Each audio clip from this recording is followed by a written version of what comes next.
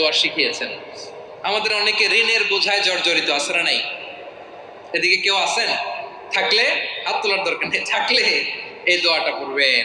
এক সাহাবীর নাম আবু উমামা, নামাজের ওয়াক্ত ছাড়া উনি মসজিদে যেয়ে বসে আছে। বিশ্বনবী বললেন, কি রে আবু উমামা, নামাজের তো ওয়াক্ত হয় নাই, মসজিদে কি? সাহাবী বলে, হুমুমুন লাজিমাতনি ওয়া দুয়ুন। নবী গো, ঋণের বোঝায় এমন টেনশনে আছি, ঘরে থাকতে পারলাম না, মসজিদে চলে আসছে। বিশ্বনবী বলেন, আমি কি তোমার এমন একটা দোয়া শিখাবো যেটা বললে আল্লাহ তাআলা তোমার ঋণের বোঝা হালকা করে দিবে?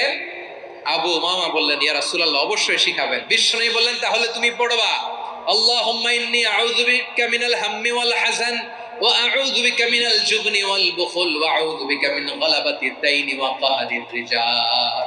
ও আল্লাহ, তোমার কাছ থেকে দুশ্চিন্তা থেকে পানাহ চাই, কৃপণতা, ভীরুতা, অলসতা, কার্পণ্যতা, এই সব কিছু থেকে, মানুষের কঠোরতা, আমার উপর মানুষের আধিপত্য এবং ঋণের বোঝা থেকে পানাহ চাই।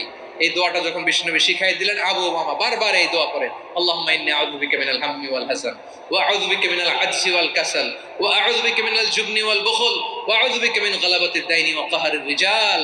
আবু উমামা বলে, এই দোয়া আমি পড়তে লাগলাম আর পড়তে লাগলাম, কিছুদিন পরে দেখা গেল বিষ্ণুনবীর শেখানো এই দোয়ার বদৌলতে আল্লাহ তাআলা আমার সব ঋণ পরিশোধের ব্যবস্থা করে দিয়েছেন। পড়বেন পড়বেন।